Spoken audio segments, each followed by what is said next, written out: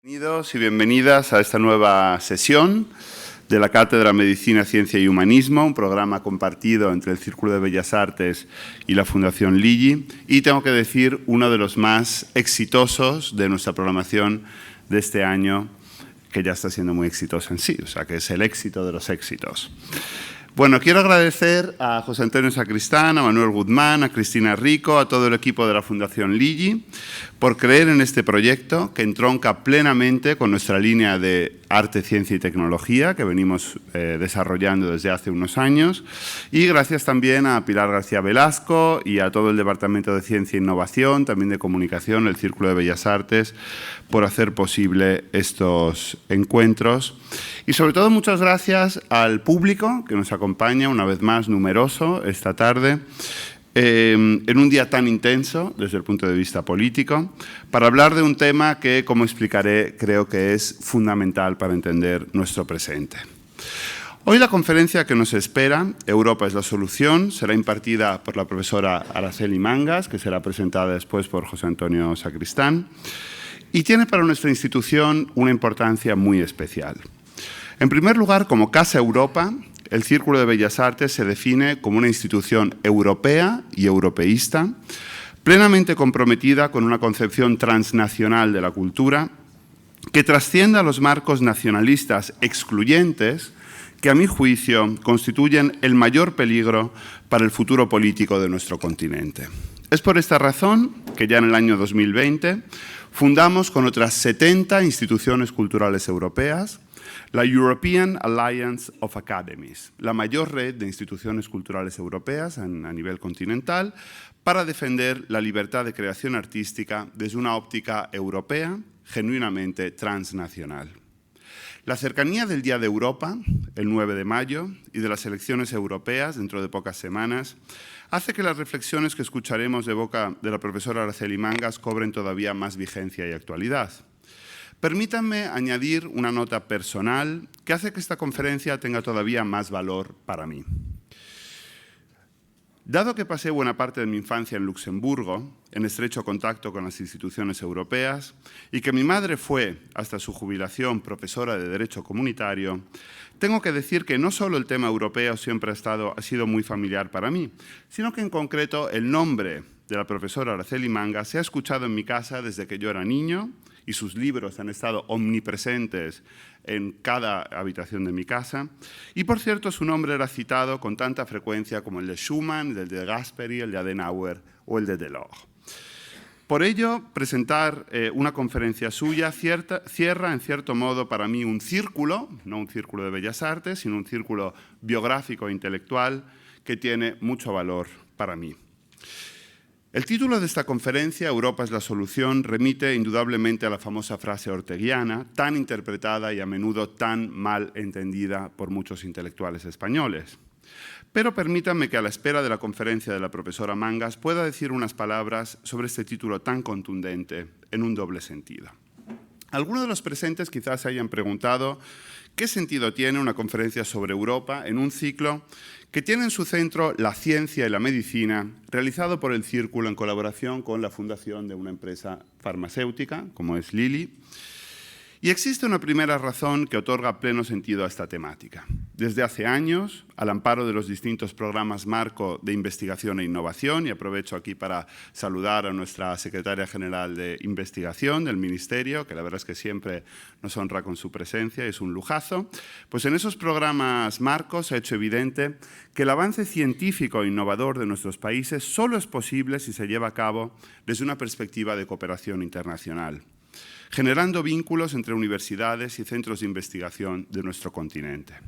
También en el Círculo de Bellas Artes estamos convencidos de esta estrategia y por eso somos beneficiarios de un gran proyecto de investigación europeo dentro del marco de Horizonte 2020, que está a punto de terminar, que aglutina más de 100 investigadores de 11 países para pensar conjuntamente el concepto de fracaso y su reversibilidad, el famoso proyecto Failure.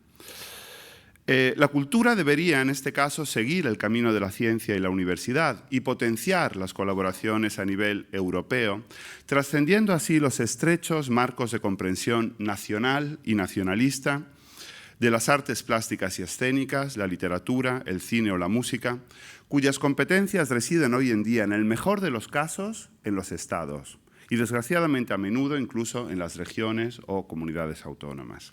Europa, por tanto, es la solución para el avance conjunto del conocimiento y de la innovación humanística, científica y tecnológica. Pero hay otra razón por la que el título propuesto por la profesora Mangas me parece particularmente sugerente. Seguro que hay científicos en la sala, dado que uno de los convocantes es la Fundación Lilly, para los cuales el término solución remite sobre todo a la química, es decir, a la solución entendida como mezcla o disolución de elementos en un único compuesto.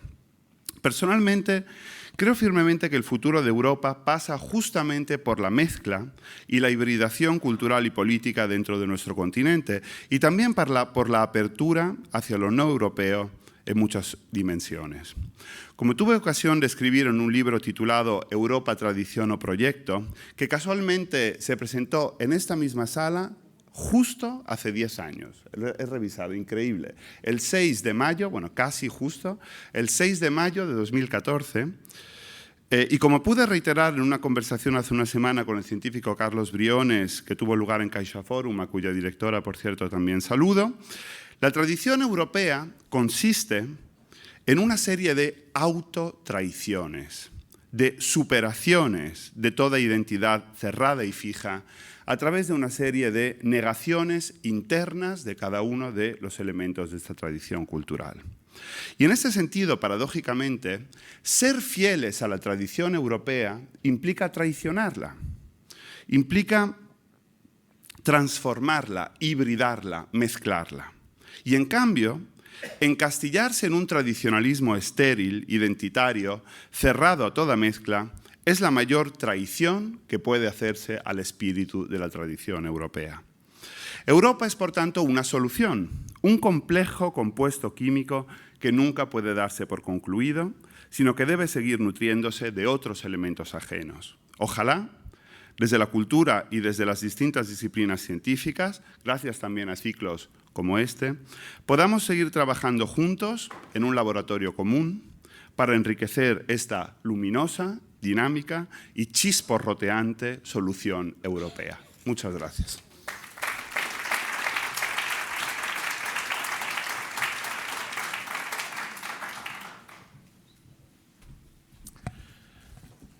Muy buenas tardes a todos. Gracias por acompañarnos a esta cuarta conferencia ya del ciclo Ciencia, Medicina y Humanismo. Gracias, Valerio, director del Círculo, por tus palabras de presentación. Y bueno, pues es un verdadero placer estar aquí una vez más, viendo esta sala prácticamente llena y, como tú decías hace un momento, con la enorme expectativa y éxito, ¿no?, que ha generado este ciclo de conferencias Ciencia, Medicina y Humanismo.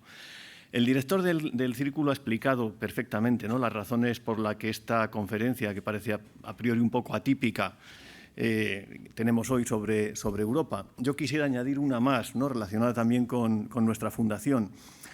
Hay un personaje de la historia de España que es Andrés Laguna, que es humanista del Renacimiento, una de las grandes figuras del humanismo renacentista, que fue médico de emperadores, médico del Papa, fue farmacólogo, fue lingüista, político. Bueno, es casi más rápido decir las actividades a las que no se dedicó.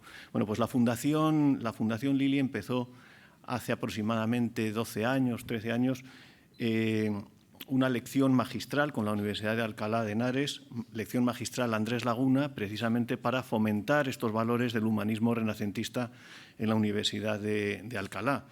Se han reconocido a personalidades del mundo de la ciencia, pero que siempre tuvieran ese componente humanista. Y esa es también la razón por la que también reivindicamos, igual que el director del Círculo, pues, esta idea de Europa, que, como él decía, pues son los vínculos culturales, la tradición que nos une. Como decía Ortega también justo hace un siglo, pues todas aquellas cosas que nos unen más que las que nos separan, ¿no?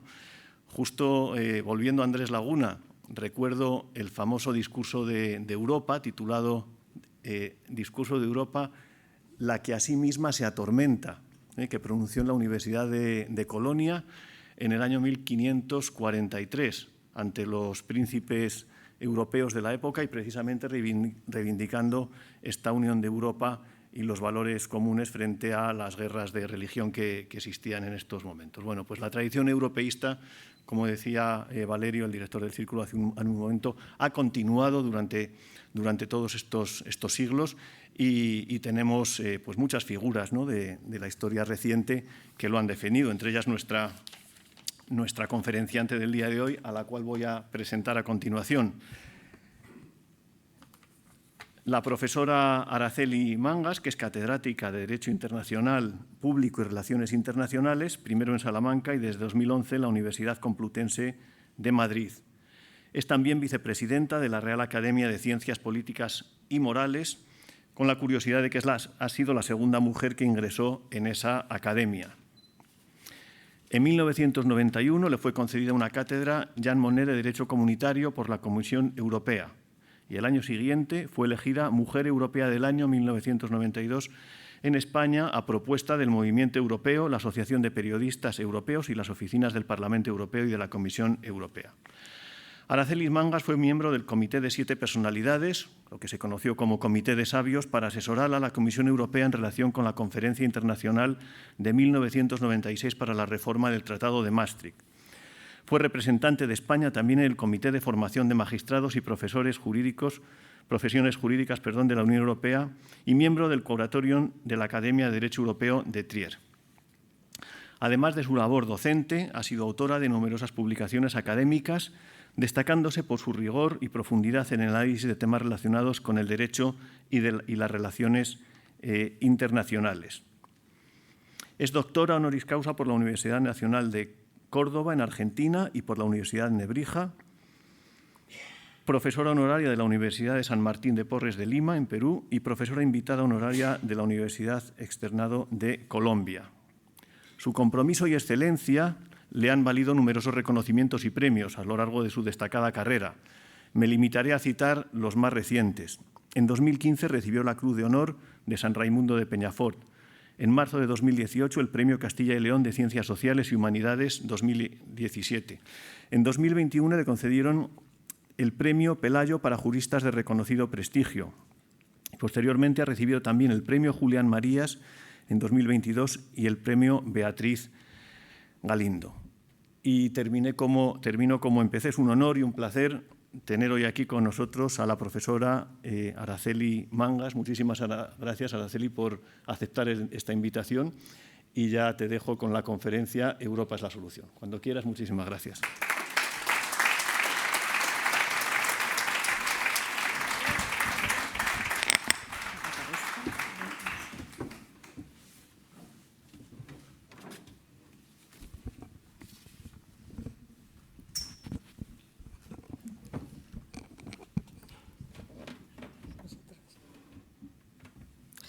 Buenas tardes. Muchas gracias. Ha sido un placer y un honor el poder participar en este ciclo de conferencias en el Círculo de Bellas Artes y, por tanto, creo que debo dar las gracias expresamente al director del Círculo como también al director de la Fundación por haber organizado este ciclo y haber pensado en el tema europeo para el mismo. Y sobre todo, además, porque estamos en una etapa previa a las elecciones y, naturalmente, como europeísta, me siento muy agradecida que pueda, por tanto, dirigirme a ustedes para encomiar la labor de Europa, pues, con sus carencias, con sus debilidades, pero viendo también la importancia del proceso europeo y del proceso electoral que viviremos el día 9 de mayo en estas elecciones. También quería decirles que agradezco la presencia de ustedes, porque muchos ya han venido a las anteriores conferencias y, por tanto, han podido disfrutar de la importancia de este ciclo. Hoy yo voy a añadir una perspectiva, no sé si van a disfrutar tanto como en las anteriores disfrutamos en las anteriores conferencias, pero por lo menos voy a añadir una perspectiva a esta visión de ciencia, humanismo y medicina.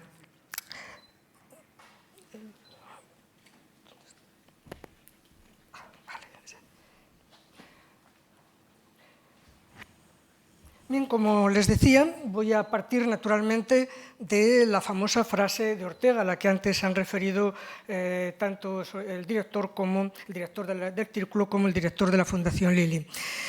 sobre todo porque en realidad no propuse yo el título, Es decir, fueron la Fundación Lilly, esa es la verdad, me propusieron este título, me vino ya dado, y me sugirieron que armara la conferencia en torno a la idea de Europa es la solución, naturalmente conectada con la famosa frase de Ortega: España es el problema, Europa es la solución.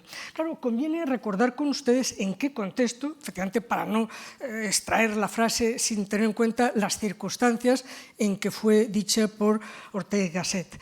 Y esta frase de Ortega y Gasset se da en un momento muy importante de la historia de España, una fase crítica de las mayores de la historia de España, porque, no olviden, es la etapa, por un lado, de la restauración canovista, en ese periodo que va entre el final, el último cuarto del siglo XIX y hasta 1931, es decir, toda esa etapa de la restauración canovista, y especialmente en la primera, es decir, la frase se dijo en el año 1910, pero está en esa primera etapa. Como saben, la etapa canovista es una etapa de una gran estabilidad institucional, también de un moderado liberalismo, de una situación importante en la reindustrialización de España, pero también una etapa realmente muy tensa, porque fue un periodo de intensa corrupción política y electoral, y también una etapa, como saben, de enormes tensiones sociales en la calle.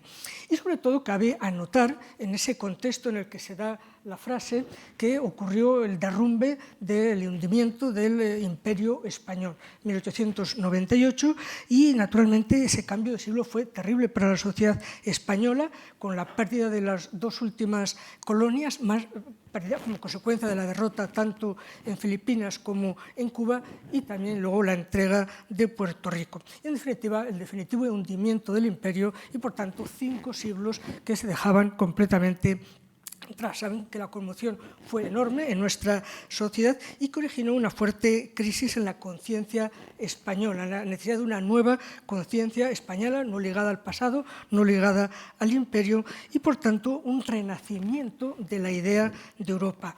La sociedad estaba sin duda ahogada en los lamentos por la pérdida de los últimos territorios de ultramar y un pesimismo general. Ese es el ambiente en el que Ortega, en una conferencia en Bilbao, en la Sociedad El Sitio de Bilbao, en 1910, pronuncia la frase.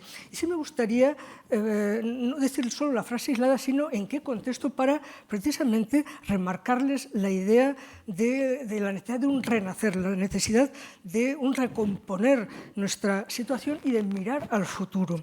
Dice: necesitamos transformar a España, hacer de ella otra cosa distinta de lo que hoy es. Es decir, se trata de la idea de reformas, de cambios importantes. Recuerda que había estado en Bilbao unos años antes, en concreto, dice, en 1898, y dice literalmente: ¡qué abismo de dolor! ¡Qué abismo de dolor! Dice: ¿no es cierto? Entonces, dice, se empezó a hablar de regeneración. Y sigue diciendo: regeneración es inseparable de europeización. Regeneración, dice, es el deseo. Europeización es el medio para satisfacerlo. Europa, el instrumento; Europa, el medio; Europa, el camino y, en parte, también la meta. Verdaderamente, dice, se vio claro desde un principio que España era el problema y Europa la solución.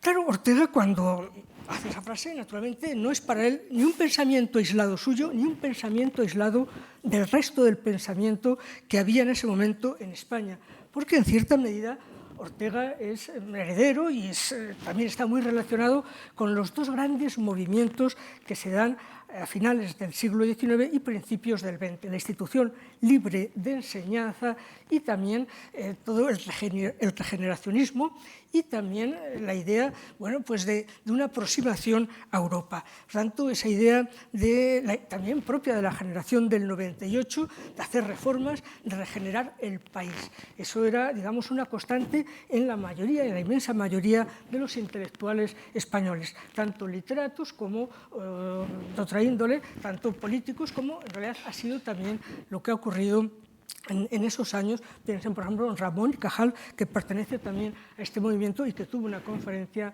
la segunda, en este ciclo. También pintores, etc. Es decir, había un movimiento general de buscar una nueva conciencia, una nueva identidad de España, y que esa identidad tenía que ser, por tanto, en Europa, el unirnos al resto de europeos. Es una idea, por tanto, tanto de la institución libre de enseñanza como la generación del 98, como todo el movimiento regeneracionista de la época, la idea de que hay que remar entre todos para salir de ese marasmo que había entonces en España, la idea de no encerrarnos en nuestro pasado, de no encerrarnos digamos, en la tragedia que se estaba viviendo en ese momento, en 1898 y años posteriores, y también la idea de vincular España a Europa y sobre todo de vincularla a reformas, de vincularla al conocimiento, de vincular a la investigación, a las universidades, que es sin duda el gran propósito, como saben, de la institución libre de enseñanza. Sobre todo porque nuestros intelectuales veían, naturalmente, en Europa un modelo de cosmopolitismo transformador. Pensaban que España necesitaba reformas importantes y que esas reformas teníamos que buscarlas, verlas en Europa. Y, naturalmente, en este contexto no puedo menos también de recordar a Miguel de Unamuno, prototipo de la generación del 98, junto a Blasco Ibáñez, Baroja, Valle Inclán, etc., y que en una obra, incluso antes de la pérdida de Cuba, es una obra de 1895, él identificaba como problema de España el mirar al pasado y decía que ese pasado ya se derrumbó y que ahora era otro momento distinto, y consideraba incluso que mirar tanto al pasado era la causa del marasmo y la parálisis de la sociedad española, y de ahí su idea de que España está por descubrir y solo la descubrirán los españoles europeizados, los españoles que miren a Europa. Bien, es importante tener en cuenta esa situación que se da en esos años en torno a estas ideas de la conciencia europea.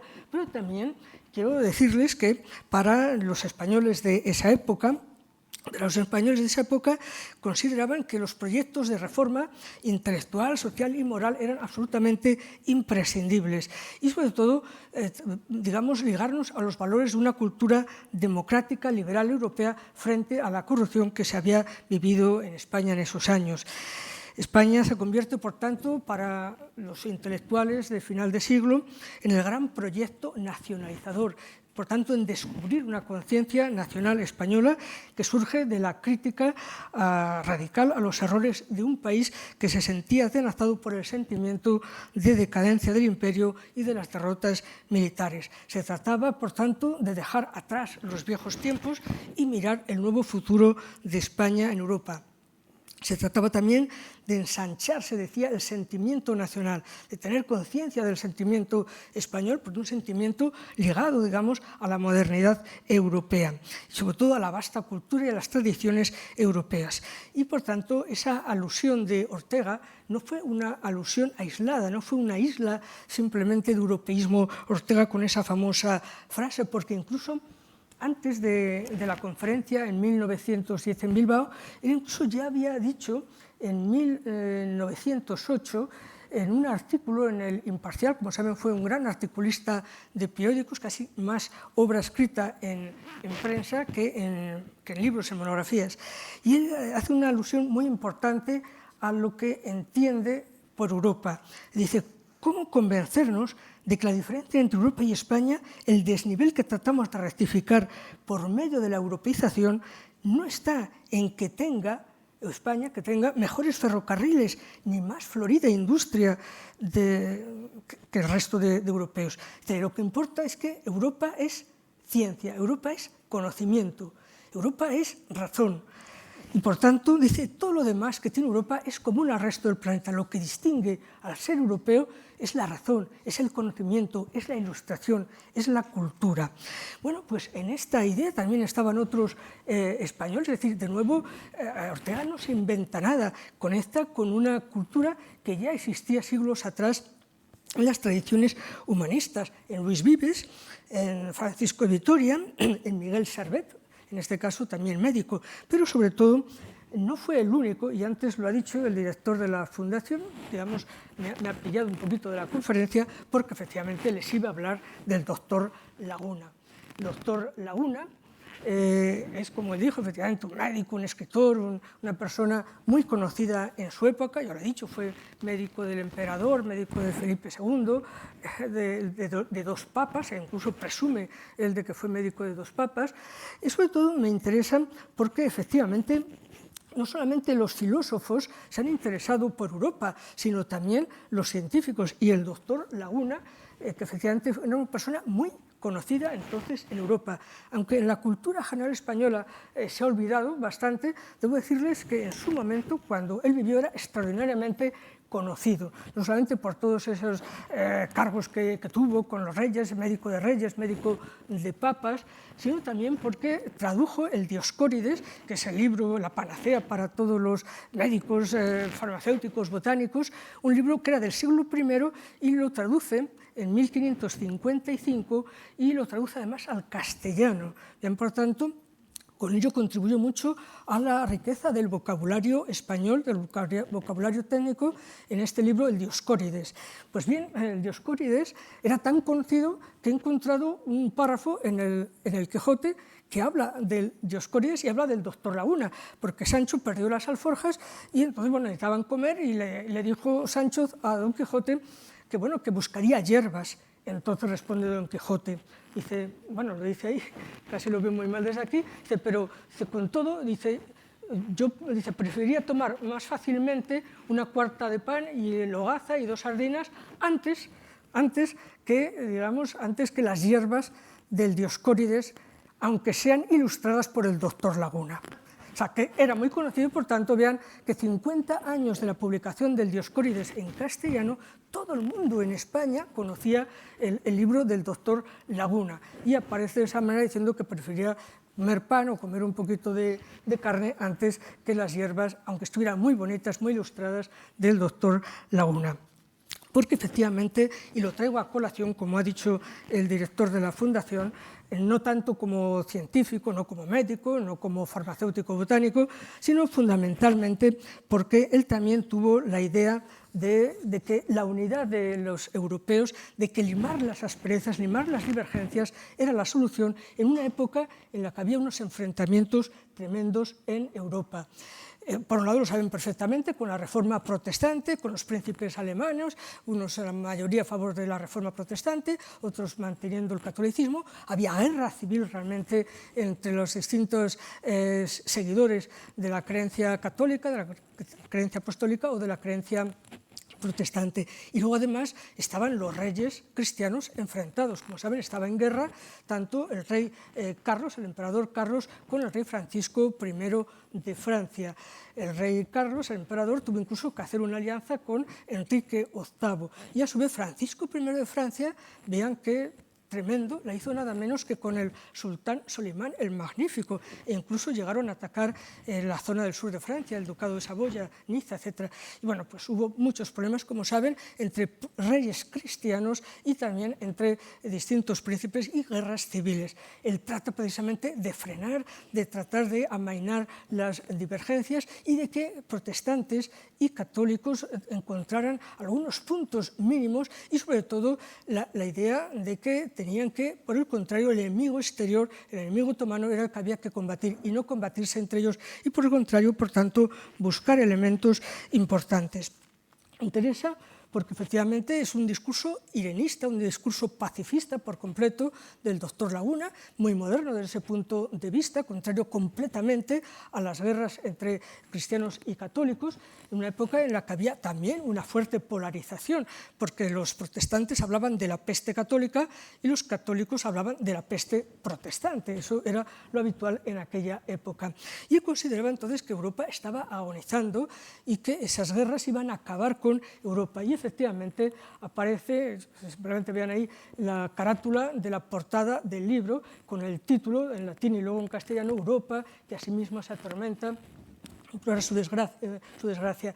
El otro trocito que viene es simplemente para que vean que efectivamente él estaba tan consciente de que Europa estaba agonizando, incluso muerta, que cuando le piden que dé esa conferencia, en este discurso sobre Europa, él lo que hace es poner toda la sala como si fuera de funeral, de difuntos, ¿no? Y ahí lo describe, que él dio la conferencia con una exigencia de que hubiera una puesta en escena totalmente de difuntos, con teas negras, todos paños negros, y por tanto llorando ya el final de Europa. Fue un discurso de tanto efecto que fue publicado rápidamente y bueno, pues él lo publica y esta es, digamos, una de las primeras ediciones y se puede ver claramente cómo la declamación se conserva en sus características y esta obra de unas 30 páginas se difundió muchísimo por toda Europa y es un discurso apelando a la unidad, de que las guerras, que es lo que se ha hecho después, en 1945, 1950, es decir, cuando llegamos a la unidad, a entendernos entre nosotros, se acaban las guerras y se consigue gran prosperidad. Y luego, además, incluso en ese discurso sobre Europa, hay unos párrafos que les pongo ahí en cursiva que cuando uno lo lee, hablando de los horrores de una guerra, recuerda mucho si van a ver, bueno, pues las planchas, los grabados de Goya cuando habla de los desastres de la guerra. Uno a uno, los grandes desastres que es una guerra, se recogen en ese libro, se les recojo un par de frases todas seguidas donde da, digamos, diagnostica claramente lo que es una guerra, los desastres que vemos en los famosos grabados de Goya. Por cierto, ahora una exposición excelente en el Círculo, en la Real Academia de San Fernando. También el discurso de Europa, la idea de que a pesar de las divergencias que podía haber en materia religiosa y en otras, los católicos y los protestantes éramos deudores, éramos tributarios de una misma cultura común, es decir, que teníamos muchos puntos en común entre nosotros y que, por tanto, no había que acentuar las divergencias, sino buscar cuáles eran realmente los puntos de conocimiento. Y, sobre todo, está muy clara que la cultura, el pensamiento filosófico, la raíz jurídica común, etcétera, son elementos suficientes para abogar por esa unidad de Europa y como un elemento de paz. Vean también cómo realmente él se adelanta casi 500 años, y les pongo, por ejemplo, la carátula ahí del libro del director de la Fundación Lilly, que es otro de los estudiosos del doctor Laguna. Y no fue el único, en Francia hay excelentes estudiosos como Marcel Bataillon, como el gran hispanista Josep Pérez, y en España un gran académico, Domínguez Ortiz, también es uno de los grandes especialistas y nuestro director de la Fundación Lilly. Bien, les pongo una frase definitiva que también considera que realmente él se adelanta.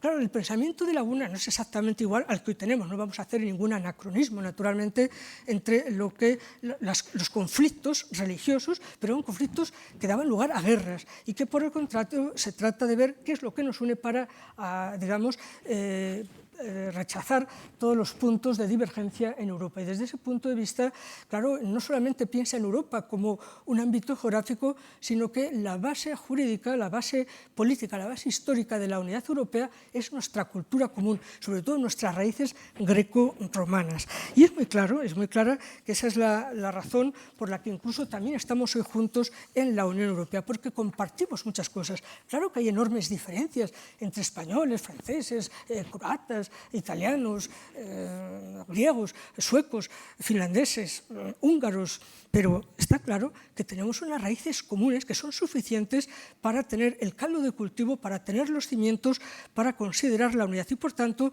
desvelar por completo, extrañar por completo la guerra del continente europeo. Y es que Europa es fundamentalmente una comunidad de culturas, no de cultura, de culturas, y sobre todo porque tenemos muchos elementos en común, como es sin duda el pensamiento filosófico heredado sobre todo de Grecia, pero también de Roma. De Roma, las raíces jurídicas, naturalmente, y también una tradición humanista, claramente desde el Renacimiento, y también, sin duda, importantes movimientos artísticos y literarios. Y no olvidemos, hemos tenido también muchas guerras entre nosotros, y las guerras fratricidas finalmente pueden acabar uniendo a los pueblos. Y es claro, por tanto, que la idea de Ortega, como la idea de Laguna, no son ideas únicas, originales, aisladas, sino que son ideas que que han surgido a lo largo de muchos siglos y que se han visto repetidos a lo largo de la historia de Europa. Lo que pasa es que ha sido en el siglo XX, fundamentalmente a partir de la Segunda Guerra Mundial, cuando se ha encontrado el caldo de cultivo adecuado para pasar de la cultura a la economía, a la política, al derecho y llevar a cabo la integración que hoy vivimos. También hay que reconocer que, en el fondo, ya para ir pasando a tiempos más actuales, quisiera también comentarles que, claro, la idea que, como he dicho, no es nueva, no es única de Ortega, sino que es una idea que estaba en el pensamiento político europeo y que se compartía la idea de que había que limar las asperezas para encontrar la unidad. Eso ha sido también realmente la gran idea del pensamiento político español, fundamentalmente después de la Segunda Guerra Mundial, después de la Guerra Civil, tanto el pensamiento político el que siguió en la España de Franco como aquel que tuvo que exiliarse. La idea ha sido siempre la de hacer reformas, la de buscar la reconciliación entre los españoles y buscar también la integración con el resto de europeos.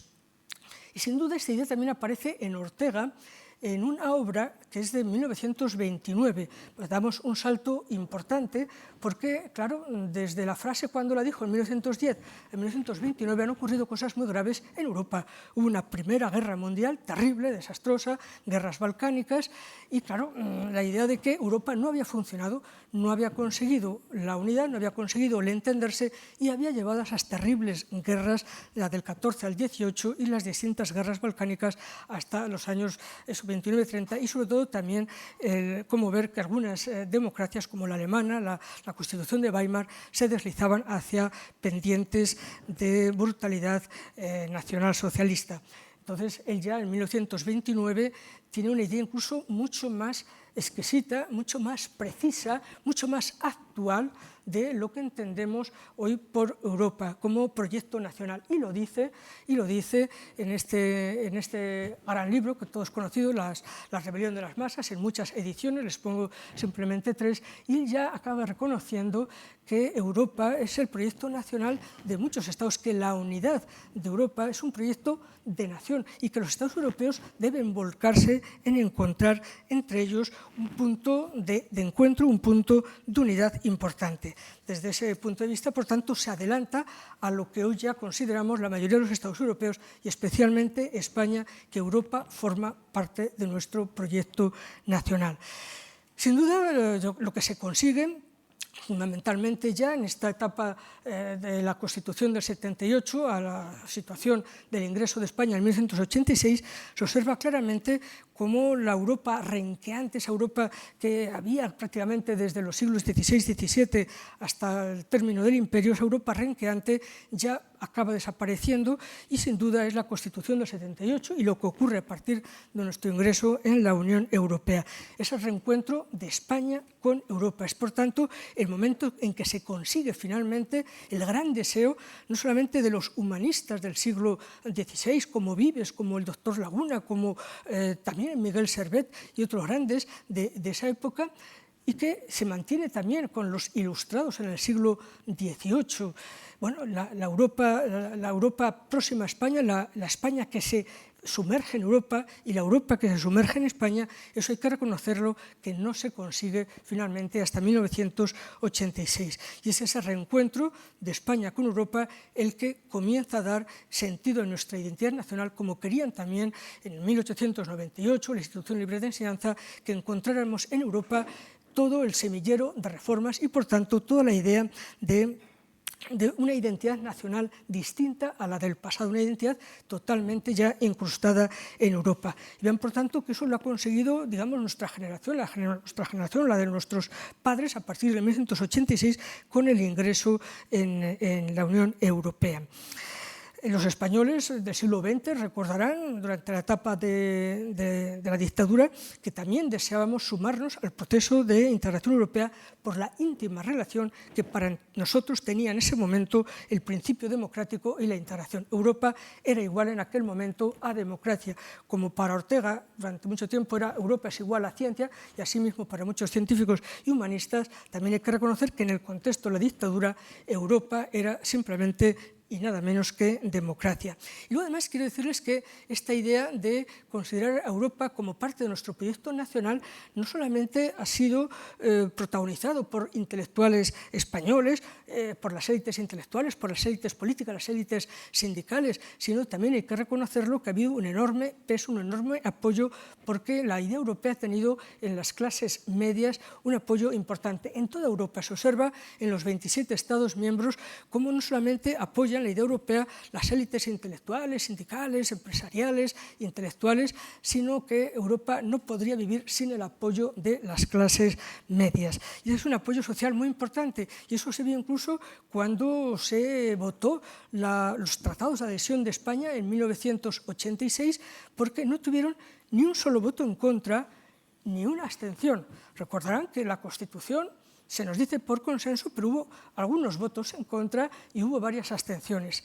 Nuestra adhesión a la Unión Europea no tuvo votos en contra y no tuvo abstenciones. Es la única norma de la historia de España y, por tanto, la única decisión política, además de jurídica, de los españoles en los que hemos tenido unanimidad de nuestras fuerzas políticas. Es verdad que luego ya con Maastricht y otras reformas se ha roto ese consenso entre las fuerzas políticas, pero es importante hasta qué punto la construcción europea era importante para España desde siglos atrás y la suerte de haberla conseguido en este siglo XXI. Sobre todo porque también la idea de que nuestro proyecto nacional coincide con el proyecto europeo.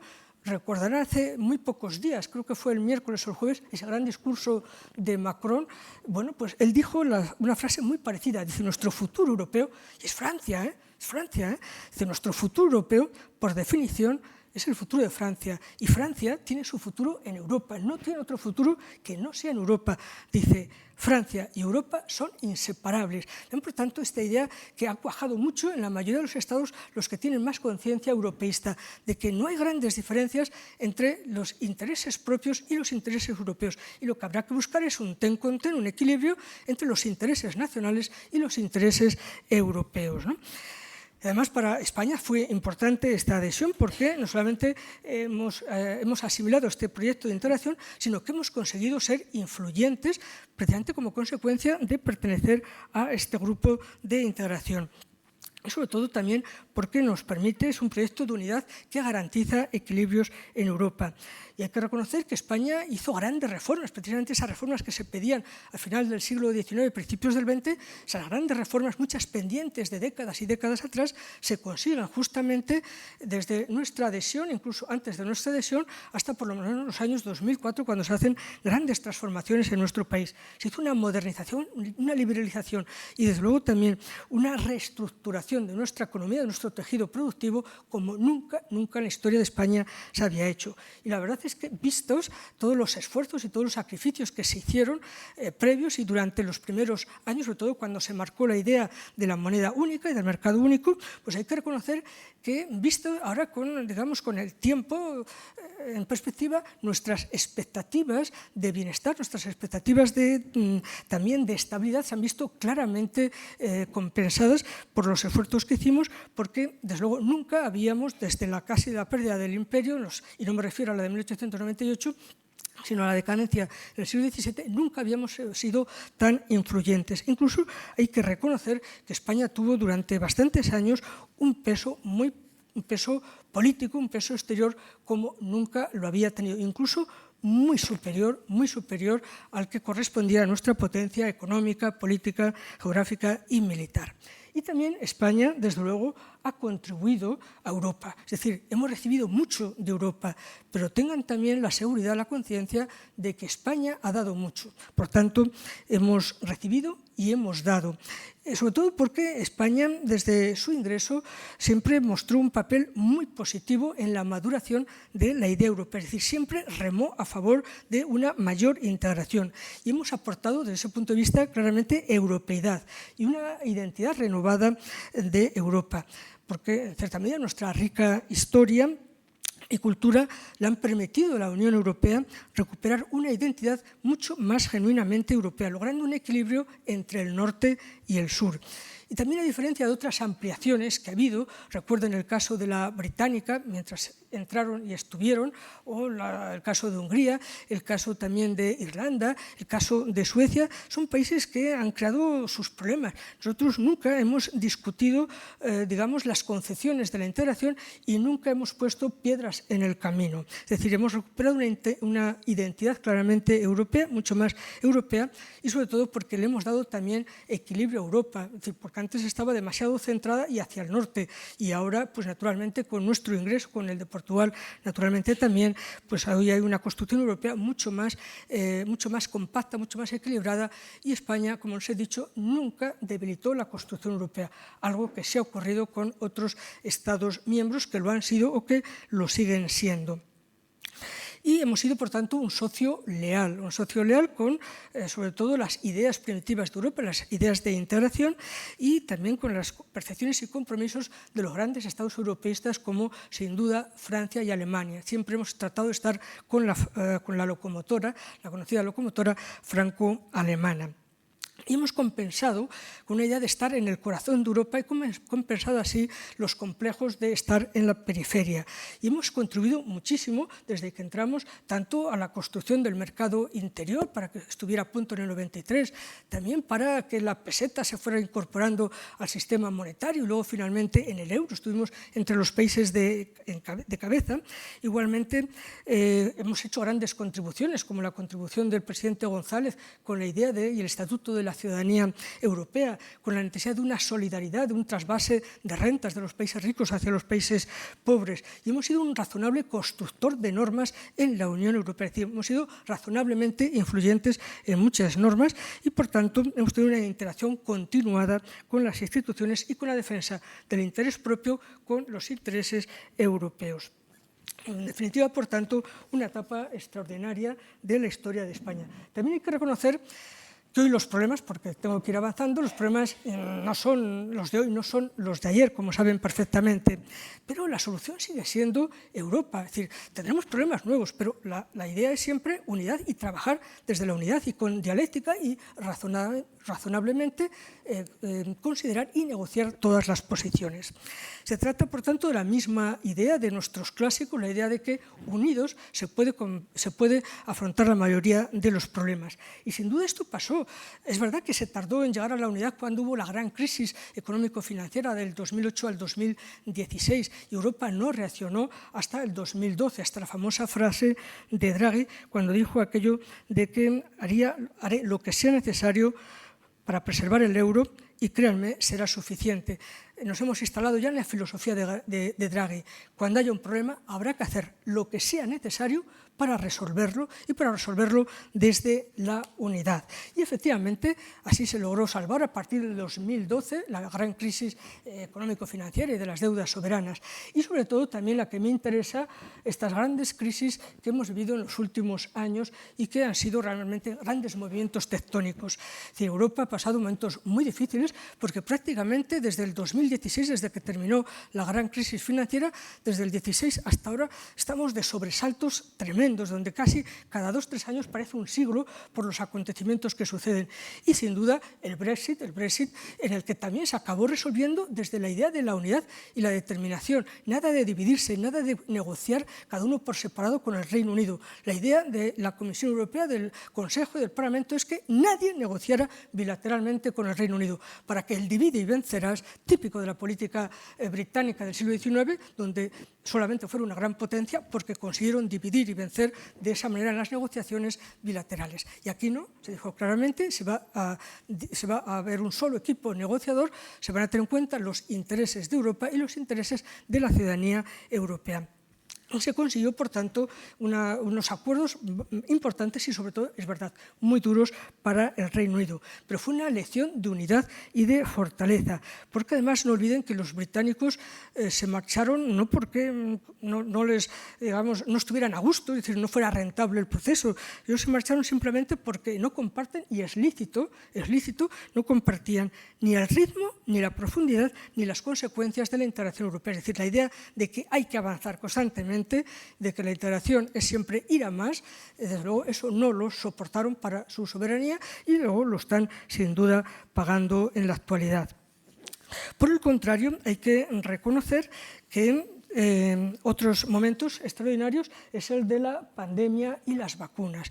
Naturalmente, es otro momento realmente espléndido de Europa, que hubiera sido impensable unas semanas, unos meses antes de que la Unión Europea se endeudara, buscara unos empréstitos globales a los mercados internacionales. Es decir, no había el dinero en la Unión Europea, y en la Unión Europea el dinero no se hace con una imprenta y no cae tampoco del cielo, y entonces hubo que salir a los mercados internacionales, ese momento hamiltoniano, es decir, de considerar que había que buscar, más allá de los ingresos propios, unos préstamos que en principio los tratados no permiten, pero nada le impide a los 27 estados juntos, unidos, juntos, acudir a los mercados internacionales y con la potencia que tienen nuestros 27 estados conseguir en muy poco tiempo 800.000 millones de euros para, sobre todo, ayudar a los dos países que más estaban sufriendo, que había sufrido su economía más por la gestión de la pandemia. Italia y España, no olviden, de los 800.000 millones, nos llevamos 400.000 nosotros.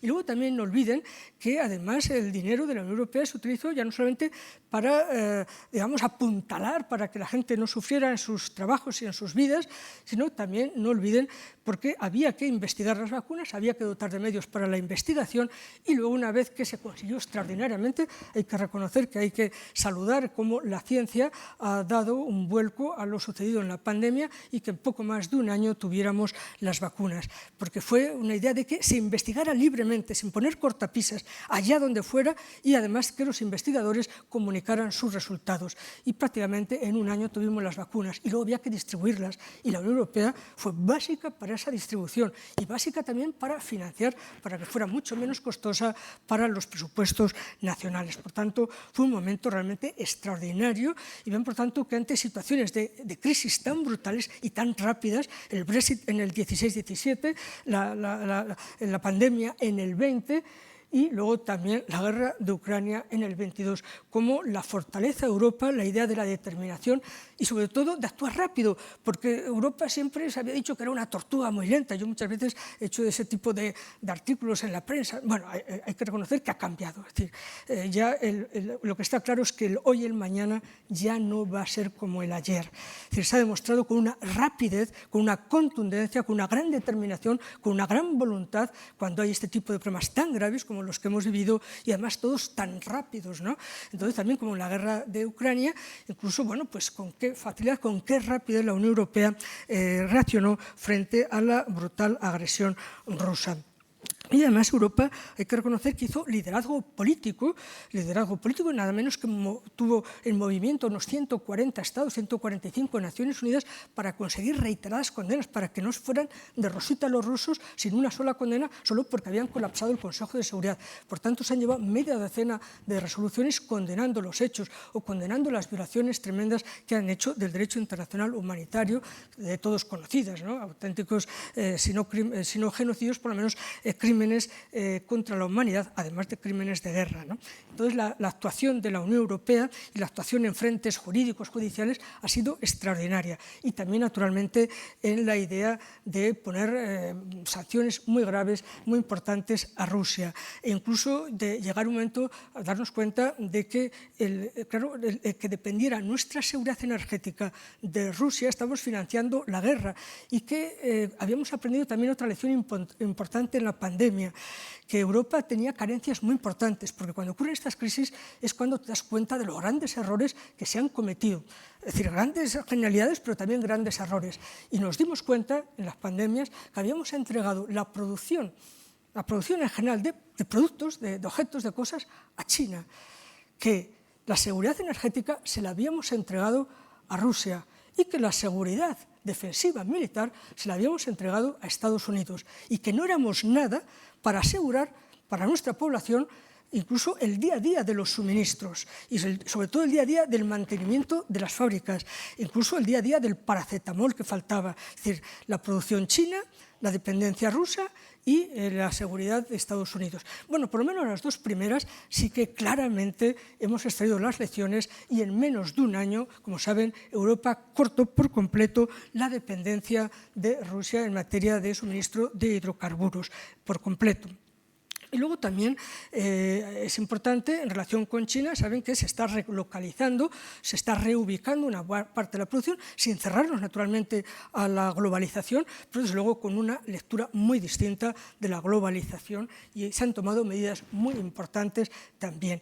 Y en materia de defensa también es preocupante, porque si Estados Unidos no sigue apoyando a Ucrania, pues naturalmente tendríamos un problema también nosotros importante. Saben que se vio en la agresión rusa a Ucrania como una situación de riesgo existencial, así fue calificado por los jefes de Estado, jefes de gobierno, de riesgo existencial, y por tanto que la defensa de Ucrania era vital para que no llegara a otros lugares las agresiones rusas. Pero también lo que nos hemos dado cuenta es que los dividendos de la paz desde la caída del muro de Berlín, es decir, el haber restringido muchísimo la producción de armamento e incluso la cantidad de nuestros ejércitos, si hubiera una guerra convencional como la que ha sufrido Ucrania, de hecho esto que estoy planteando se lo ha planteado el Senado francés, se lo planteó también el Parlamento británico y Alemania. Alemania dice que si ellos hubieran sufrido el ataque que sufrió Ucrania no hubieran durado ni una semana. Entonces, por eso hay un cambio tectónico. Europa empieza a tener conciencia de sí misma y de que no puede ser dependiente, no puede ser una gran potencia comercial, monetaria, la primera potencia en ayuda humanitaria, en cooperación al desarrollo, y sin embargo tener talones de Aquiles tan importantes. Entonces, la idea de que hay que tener, digamos, una nueva política industrial, no solamente para las relocalizaciones, sino también para empezar a abrir o hacer nuevas fábricas de armamento, de munición, dadas las circunstancias, sobre todo porque el mundo que vivimos es muy distinto al de hace 10, 15 años. Es decir, sobre todo el ataque ruso nos ha revelado que hay potencias desinhibidas, que mientras la mayoría nos autorrestringimos, hay potencias que no tienen ninguna capacidad de inhibición. Es decir, lo que ha hecho Irán, lo que ha hecho incluso Israel también, y lo que ha hecho Rusia atacando de la manera que ha atacado, desde luego es de una gravedad extrema, y efectivamente estamos en un riesgo importante el conjunto. Y entonces, las decisiones que se han tomado en materia de defensa han sido, empezando, digamos, por lo importante, porque se habían dado cuenta de que había 27 modelos de tanque, 27 modelos de avión, 27 modelos de munición, etcétera, y de lo que hay que hacer es interoperables los ejércitos de los 27.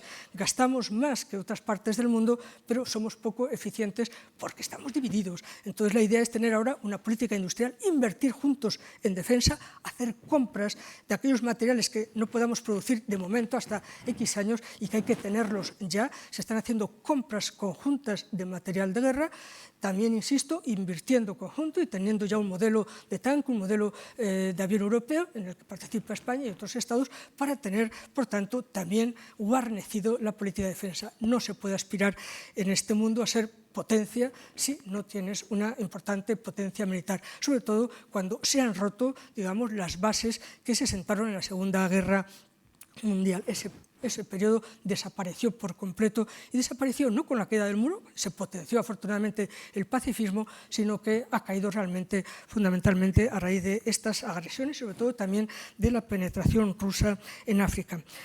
Quiero ir terminando con ideas de esperanza, como en el fondo también hacía el doctor Laguna en su discurso. Es decir, es ténebre, es casi fúnebre también nuestra situación, pero hay que reconocer que, bueno, por lo menos estamos sentando las bases y que cuando han ocurrido hechos importantes hemos reaccionado.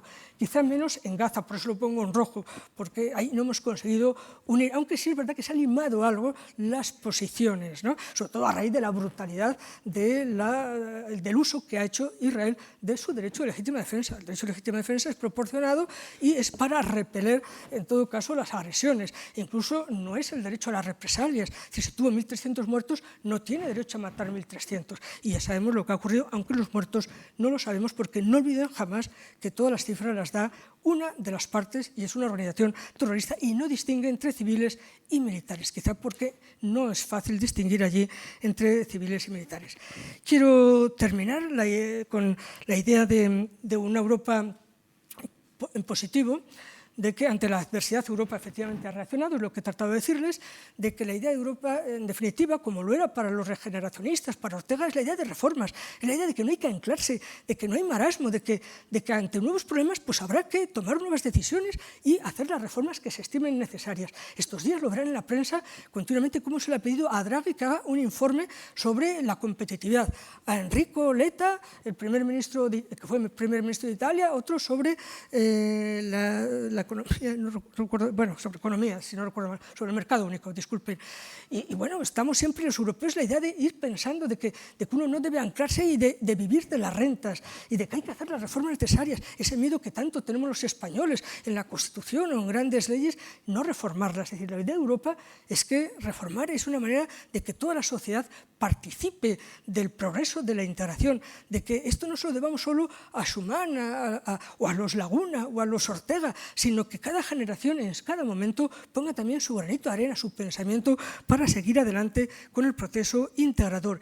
Y la idea de que Europa no está acabada, Europa no está hecha definitivamente, no es la idea de que todo está atado y bien atado, sino que hay continuamente hacerlo entre todos. La idea de una Europa inacabada que recuerda tanto también a una idea muy española, una idea artística, la del monumento, la del Templo de la Sagrada Familia de Barcelona, y que acaban siendo fascinantes estas construcciones que no terminan nunca. Europa no es finita, Europa es infinita y por tanto tiene que atraer a gente joven, a gente de muy diversas generaciones, porque es una construcción intergeneracional, no es algo que nos hayan legado, es algo que tenemos que seguir cuidando y seguir prosperando. Y desde luego en este momento yo creo, y termino ya, España debe seguir mirando a Europa y seguir el ejemplo europeo. Suelo confesar, ya no es la primera ocasión que lo digo, que realmente soy europeísta porque a mí, cuando conocí el esfuerzo enorme que habían hecho Francia y Alemania después de la Segunda Guerra Mundial, cuando se habían enfrentado en la guerra más criminal, más abominable de todas las guerras, y que Francia a los 5 años, es decir, no 80 años después, a los 5 años, le ofrece la mano a Alemania y le dice vamos a construir Europa juntos. Y con ello hoy los 27 estados. Y esa es la grandeza y el éxito moral de la Unión Europea. No es solo la unidad y la paz lograda, sino que la paz y la unidad está basada en la reconciliación, a la que también, desde luego, está la idea en el discurso de Laguna, de que hay que olvidar las diferencias y lo que hay que pensar siempre es en el mañana. Y, de luego, lo que hizo Europa, lo que hizo Francia, Alemania, con la construcción europea a partir de los años 50, no hay precedentes en la historia de la humanidad. Y, por tanto, sean conscientes de que lo que hemos hecho, lo que hicieron, lo que estamos haciendo junto a ellos, es lo mejor que ha podido pasar a la civilización en miles y miles de años de existencia. Sobre todo porque ven ustedes que franceses y alemanes, o italianos, británicos, suecos, noruegos, etcétera, no se revolcaron en el pasado, que ya no se podía cambiar, no se podía manipular, que no se debe tampoco cancelar. Y decidieron, vencedores y vencidos, mirar hacia adelante para cimentar una sociedad que jamás volviera a aquel pasado y resolver, por tanto, los problemas del presente y del futuro. Europa, por tanto, fue el camino y la meta de humanistas, científicos y filósofos que transitaron desde Luis Vives, Laguna, Miguel Servet, Ramón y Cajal, Ortega y Gasset, Salvador de Madariaga o Julián Marías. Y Europa es, efectivamente, el culto a la verdad, es el conocimiento, es el culto a la razón y a la ciencia como nuestra mejor contribución a la civilización. Nada más, muchas gracias.